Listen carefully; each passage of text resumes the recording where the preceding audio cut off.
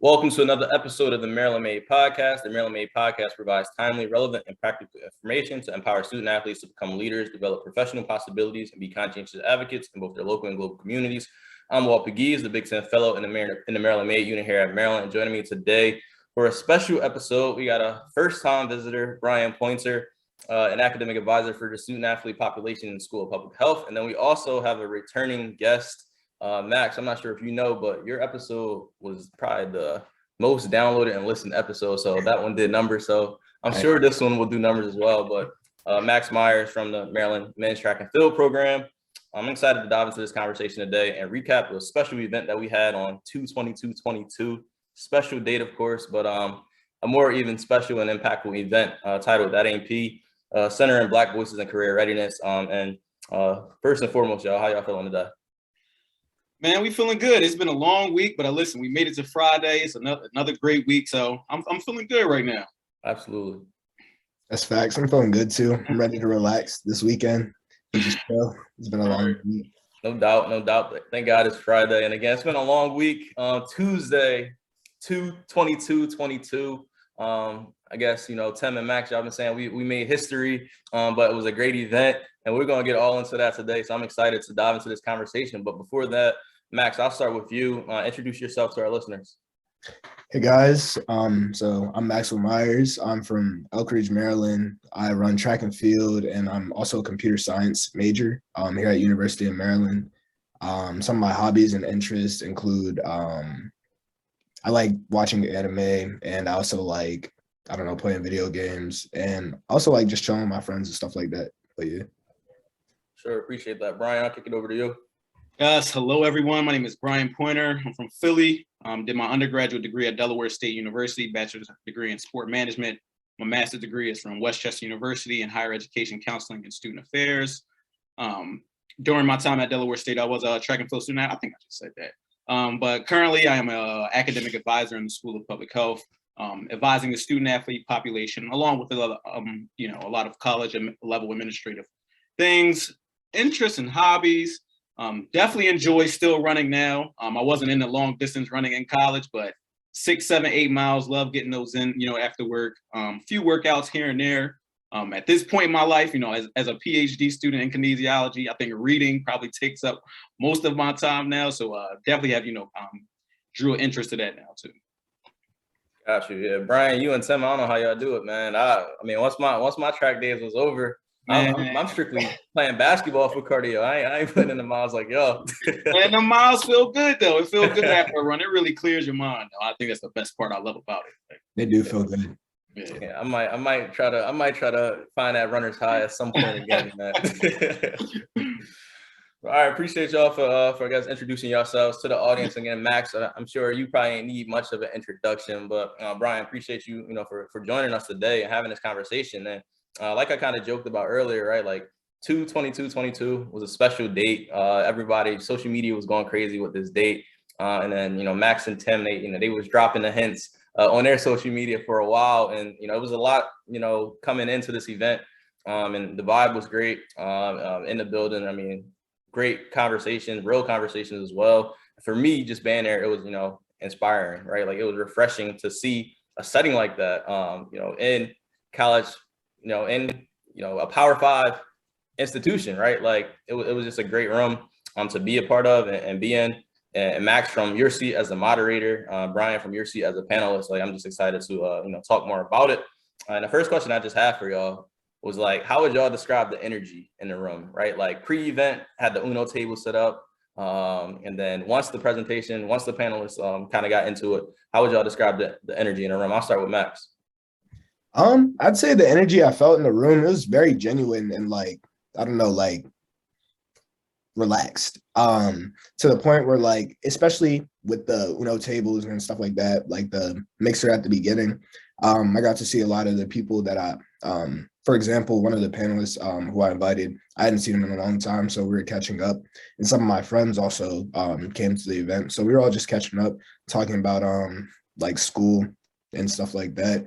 But it was a very relaxed vibe going into the panel. And then once we got into the panel, I feel like we were able to have some very genuine and honest conversations that were unfiltered, and we were really just able to get like straight to the point with everybody feeling comfortable around each other. So yeah. Sure. Yeah, absolutely. When I came in, because I came in pre-event a little later, but the vibes was rolling. I said, we got the Uno cards, like everybody just relaxed, catching up, and just seeing so many people of color. Like, rarely, you see, such a large population of us on campus. So immediately when I walked into the room, I said, oh, my folks are here. Like, everybody in here is a good time. Got to see some new faces, catch up with some great people. But I really enjoyed it, how it was set up pre-event, man. Everybody is just super relaxed. But then, as we, shifted to the auditorium, like Max said, it was very genuine. But I think, Tim set the stage up well. And immediately from that moment, I felt everybody, truly get dialed into what we were about to say. Some of these events, you don't know what you're going to get. But I think the way that we set the stage and what was coming, was going to be authentic. And it was just going to be a real conversation. Like, we wasn't holding anything back. And I think everybody felt that and was comfortable. And I think the students really, really, really enjoyed that too. Absolutely. Like I said, like authentic is like the first thing that comes to mind. When I think about, that event on Tuesday, and like you said, like Tim definitely set the tone from his initial words. But Max, like you co-constructed this with Tim, and I think that's a dope concept and something that, I hope we continue to see through our programming, but also across the nation, honestly, right? Like, yeah, we are educators and yeah, we are, staff members, but like it's important to hear from the student athletes and hear from, what y'all really truly need. So kind of take us through the process of you and Tim kind of planning this event. Sure. Initially, like me and Tim were talking about, at least towards the beginning of last semester, like going at like this end of summer, beginning of last semester, me and Tim were talking about like things that we could plan for the upcoming school year and stuff like that. And with the addition of Gossett to like the student athlete space, he was basically saying like we could get some events going in there. Not really quite sure what, but like we just that's when the ball started rolling. And then as we went into the fall, we started thinking about some potential events, but some things had to get like reconstructed because of the Omicron outbreak. And so then Tim spitballed the idea of having a like professionalism night where we like break down all these concepts and like all these concepts on what people think professionalism is, and just have a panel full of Black alumni talk about their experiences and stuff like that. And I really like that idea. So I went and talked to a few of my peers and teammates, athletes and non-athletes alike, and kind of went and tried to see if that was something they would be interested in. And a lot of them were like, for sure, like that would be definitely something I would come out to. So we just took it from there, and then we started promoting it, got the approval for the space and all that stuff. But yeah, that's pretty much how it went. Gotcha. I got asked a question about the title, right? That ain't P. I mean, I guess shout out to Gunna, shout out to Yeah. but like that title, right? Like, why was that title, I guess, dope to you, Max, kind of being the one kind of behind the scenes, and then Bryan, I'll ask you this a little bit later, but just like hearing that title, right? Like, how did that make y'all feel, I guess, coming into an event with the title of That Ain't P? Just authentic. It's like that's what's happening right now. Like when Gunna dropped that song, it just kind of flew together. Like it just felt natural, to be honest. But I think having something like that really attracts people that are our age to come out and come to an event where they can learn more about like Black culture in these corporate environments and spaces, and how to handle professionalism and things of that nature. But the title itself, it just kind of felt right. Right, like it just flowed in naturally. Like That Ain't P. Of course, like we got to be trendy. Gunna just dropped the album that you're on side. Like, and when I saw when I actually saw the title of the event, I said, oh, I'm definitely going to slide here, even before Tim had asked me to be a panelist. But yeah, I think it keeps things relevant. It gains interest from students that know that like are going to know that we're approaching this topic in a different way. Like this is just not your normal career development program. Like we're going to get into a lot of different topics that you may not have seen. Sure. And Max, like just hearing that, right? Like, cause like kind of to Bryan's point, like when students kind of hear that, or like, when students see people that look like them, organizing and hosting events that are specifically for them and to better them, like, why is hosting an event like this like so important to you as a Black student athlete? And maybe for your teammates as well, if you talk to them. I think it really just opens everyone's minds to like things they haven't thought about in specific. A lot of my teammates, like when I went and initially asked people if this was something they would want to do, like a lot of people were like, I haven't really thought about that or been in like a space where this conversation has been had. So like I would be down to listen to like anything that would any type of conversation that would explain this, especially if I'm getting advice from like some fellow Black alumni. Like that, I feel like that would be a perfect setup. And then even after the fact, like my friends that did show up, and even some of the people, because I invited some people as well from some of my classes who I just met this semester, like 3 or 4 weeks ago. They're like, dude, thanks for inviting me. Like that was a great event. And I'm really glad that you invited me. Stuff like that. People were very and they felt very well informed, and we're just grateful for the experience in general. So I know like this type of event really has a place in our community. No doubt about that at all. And Bryan, you talked about a little bit earlier, just seeing a title, you was, definitely going, show up and be there. But when Tim reached out to you and asked you to be on the panel, what were your initial thoughts? And you, of course, as a former, collegiate student athlete as well. Right. Yeah, it had actually been, since the pandemic has started, I kind of stopped speaking at events because once everything went virtual, like that just wasn't my way with engaging with people, with engaging with students. So I really fell back for like 2 years. So yeah, once I saw the title and Tim reached out to me, I said, this is the perfect segue to really get back into it. Because just like you said, as an experience, as a student athlete, like there were so many things that I had no idea about what I was doing when I hopped into the career field. So I'm like, all right, this is a chance for me to, get back into, talking to students, but then also giving them a real lens of how to navigate, being a Black person in the career field. So I was definitely excited. I don't say yes. I'm very particular on like what I say yes to and who I speak to now. But this was the perfect opportunity. And like, I think we keep talking about, how the vibe was in there. Like it was the perfect segue to get back into speaking. Perfect, man. I mean, I'm glad that Maryland Made was definitely able to bring you on, and definitely continue to hope to work and collaborate with you, down the line for our student athletes. And y'all both kind of touched on this a little bit, but Bryan, like from your seat as an academic advisor, like why are conversations like this important for Black college students, and then maybe even more specifically like Black student athletes? Right. I think even, as advisors and professionals in higher ed, we do so much to get students prepared for the workforce. We're going over resumes, we're going over cover letters, making sure you have the internship opportunities, a find well citizen to, enter the workforce. But a lot of people aren't giving us the keys once we really get into understand what happens, when you're in corporate organizations, when you're in higher ed organizations, and how to navigate that space as an African-American person. Like, it's very different for us when we're coming in. So I think these conversations, when we're really being real about, what's happening in our experiences, like it's one, introducing students to like, hold on, it's just not going to be, I graduate, then I get a degree and I'm in the workforce, I'm good. Like, no, like once you get in here, like you have to learn how to navigate. You got to learn how to be politically savvy. And a lot of students, are not thinking about that. We're just trying to get a degree and then get into the workforce. More specifically with Black student athletes have so much more on their plate. It's so much time commitment that goes into being a student athlete. You got class, practice, travel, competitions. So you really don't have that many opportunities to, get engaged on campus. So with that time commitment, it's just like, once you graduate, like, all right, I'm entering the workforce. I have these transferable skills, as a student athlete. But, what does that mean? And then like, how am I really existing in this space? So I think it's important for student athletes to really be exposed to some of the topics that we were talking about, because, they don't really have the opportunities to engage, and outside of the classroom opportunities.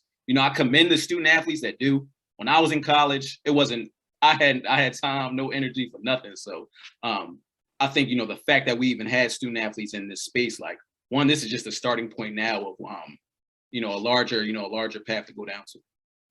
No doubt, man. I definitely relate to a lot of what you said, kind of as a former student athlete as well. And Bryan, like you went to, like Dell say, so like you went to HBCU, but you even still had to figure that out. And me, like I went to a Division II, a PWI. So of course we ain't have any academic services for athletes or any type of student athlete development. So it was kind of like all on us. And I definitely think these types of conversations need to be had. And Max, I'll kind of kick the same question over to you. Like you said, like some of your classmates that weren't student athletes, they were there as well, but also you and your teammates, right? So like, why are conversations like this important for all of y'all, college students? It really goes back to like that piece that Bryan was just talking about with the, everything at a university level is set up to, build your resume, apply for the job, do well in the interview. But it's like, once you get in there, what do you do? Like, how do you navigate? What do you do once you're in the workforce? And like, these are things that a lot of people don't know how to navigate because they've never been taught these things or have never been put into these environments before. So for a lot of people, this was their first time hearing about like the kind of game that they have to play once they get into these environments so that they can be successful and then pave the way for people after them.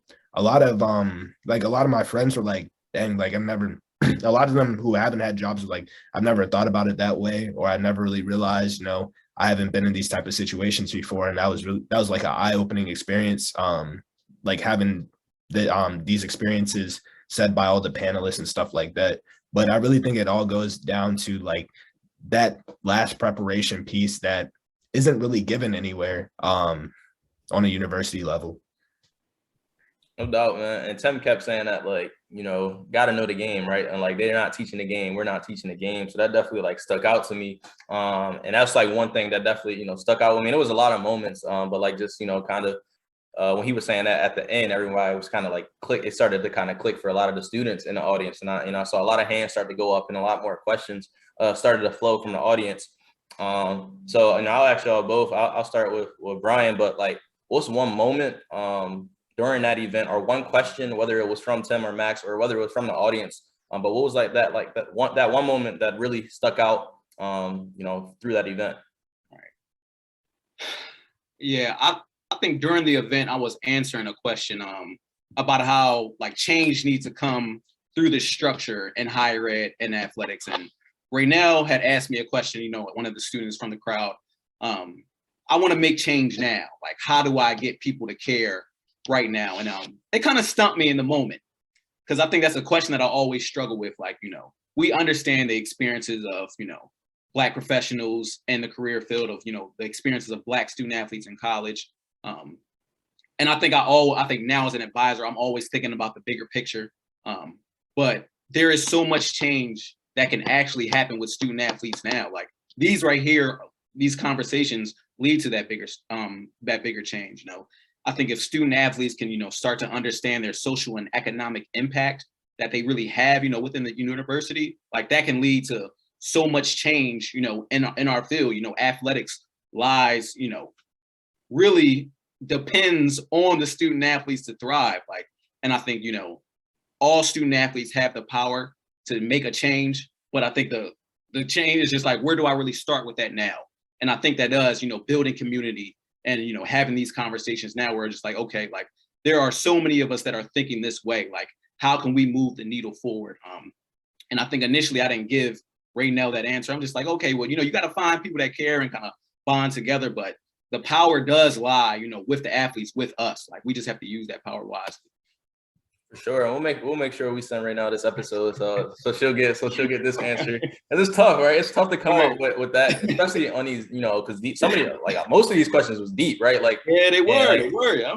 Yeah, and like as panelists, like I think y'all killed it for real, and like y'all, did the best that y'all could, and I was taking a lot of notes as well. So I definitely appreciate that. And that was a question. That was a tough question. Definitely a tough question. For Max, for you, what was one moment? I mean, you had the moderator seat. You and Tim y'all was sitting up chilling. But for real, like, what was that one moment for you that really stuck out?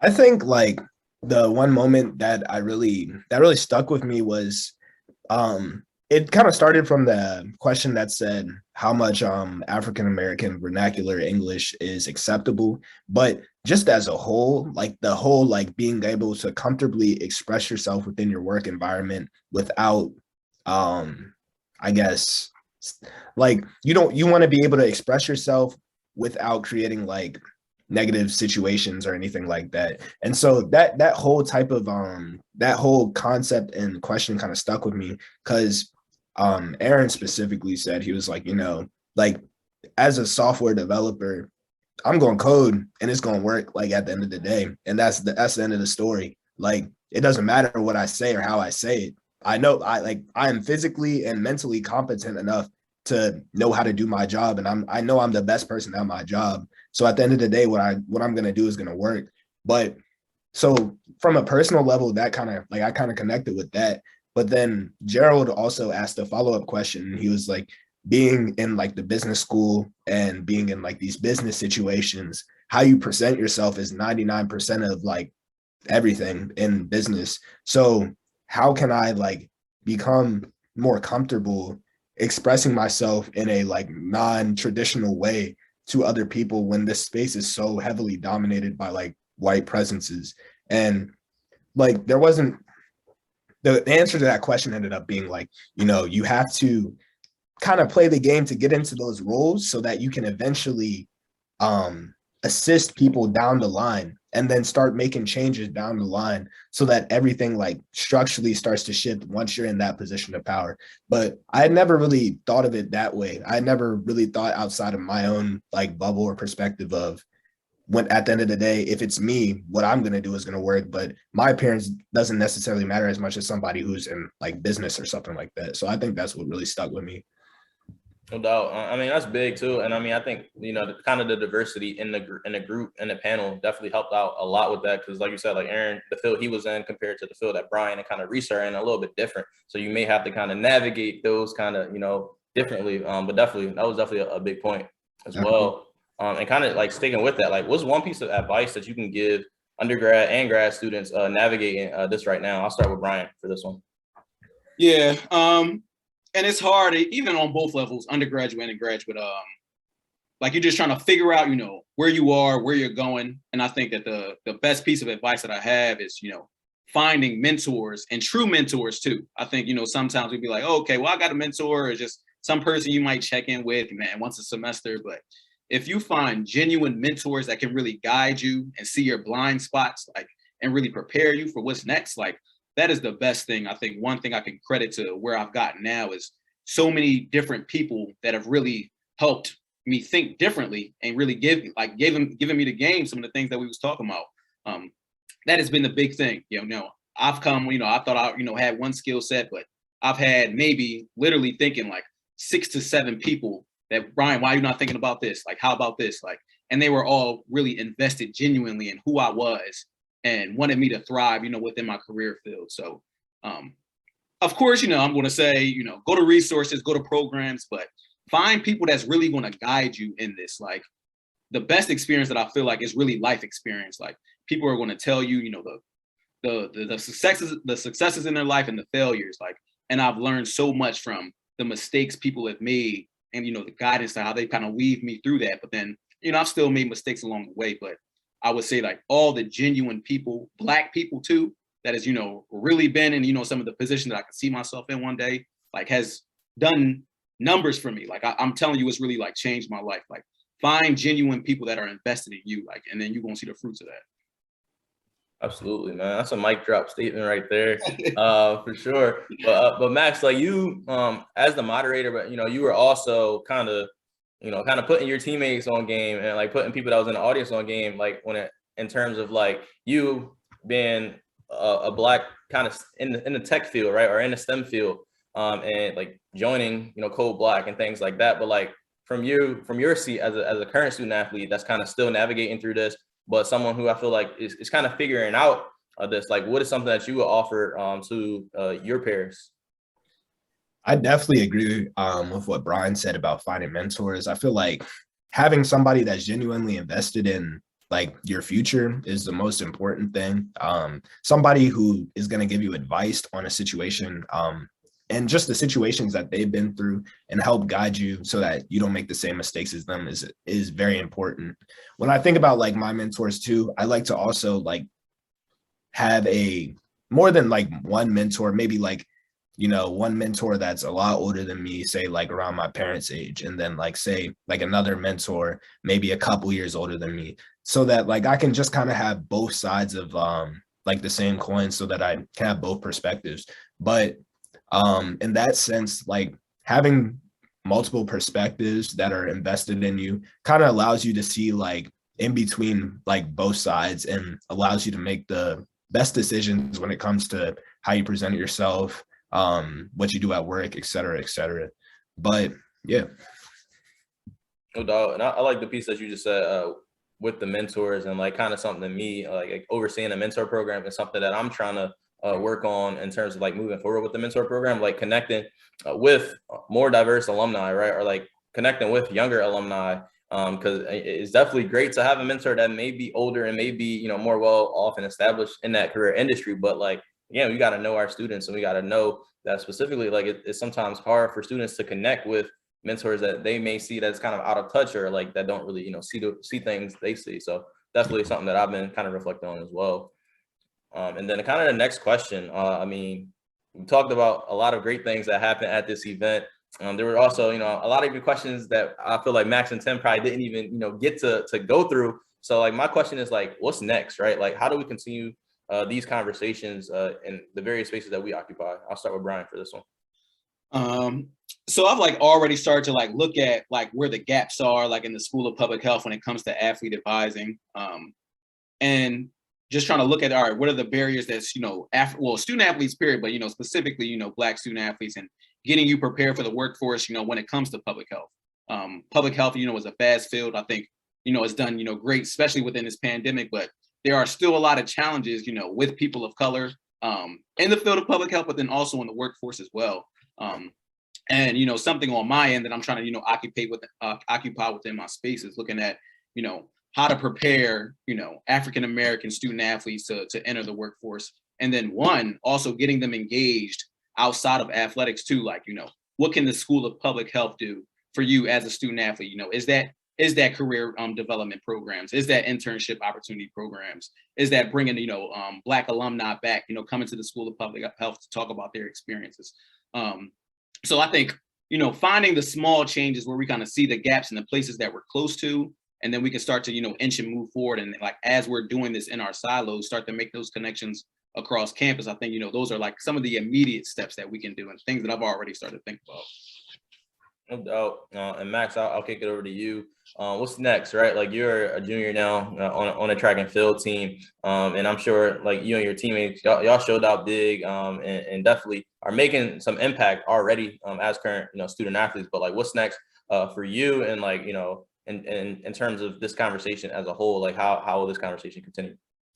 Well, first, I think that like another conversation like this should definitely be had. I think like if we were to do, well, not if, when we eventually do another type of night like this, I'd like to honestly have more time for like the Q&A, because towards the end it started picking up and we started getting a lot of good questions and it ended up running over. But I feel like if there is like more time, maybe 30 more minutes at the beginning, it would have allowed for a more like natural flow of conversation without it being so like rushed and forced at the end.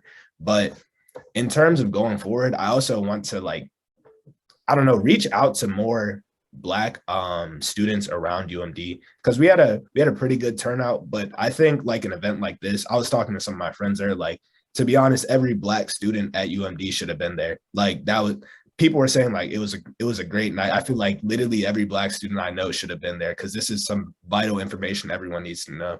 Right. So going forward, like I'm gonna try and get as many people as possible, because this is something that people really shouldn't miss out on. Yeah, that's real for sure. Like that's, you know, definitely something, like we said, like it was a great event, but I feel like it was so dope, and I always wish more people, and I mean, we all athletes too, so we competitive, of course, so I feel like that's a reason too. But like, no, it was like, this was a dope conversation. It was a great conversation. and everybody that was in the room, whether you were a panelist, whether you were a grad student, whether we had, people from the Career Center. So it was people from all over. And I'm sure everybody kind of walked away from that event and, said like that was a successful event for various reasons. But it's still a lot left that, we have to say and that that's already on our minds. So I'm definitely, looking forward for us to kind of continue those conversations as well. Yeah. All right. My last thing is just kind of something that we always like to do, but like just what's the people's best way to connect with you? I mean, Bryan, of course, our student athletes in terms of our, public health, but what's the best way for people to, I guess, connect with you? Right. I advise SPH student athletes, but literally any student athlete can come and stop by my office. I'm on the ground floor of SPH 0222C. Come and see me. You can stop by my office. You can email me, bpointer@umd.edu. You can hit me up on LinkedIn, follow me on Instagram, _justBLP. And like I said, that's open to anybody. I'm really down with like building genuine connections. If you reach out to me, we're going to talk. I don't care what the situation is. We're going to figure it out. So any of those platforms, feel free to stop by, see me, hit me up, anything. I appreciate that. Max, best way to connect with you. And I know you got YouTube channels and you got a bunch of other stuff going on. So plug all your stuff, man. It's your time. It's your time to shine. Max the man. If y'all wanna reach me, I'd say hit me up on IG or Twitter.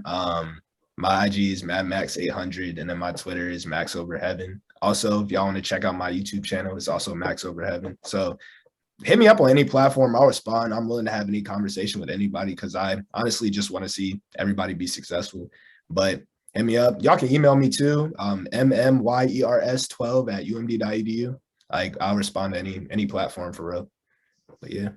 All right. Appreciate both of y'all, man. Definitely appreciate y'all time here. Bryan, we're going to have to definitely have you on for another episode. And then Max, I know every time you're on here, we're going to do numbers. So definitely be on the lookout for that. But all our listeners out there, appreciate y'all for tuning in.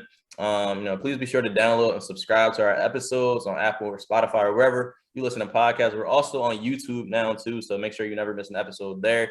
And then Maryland Made, we're big on the socials as well. So Instagram and Twitter @MDMadeTerps. And connect with us on LinkedIn as well. But guys, we definitely got to continue this conversation. So everybody listening, be on the lookout for part 2. I'm sure we're going to find another fire name for it, but be on the lookout for that. But until next time, we're out.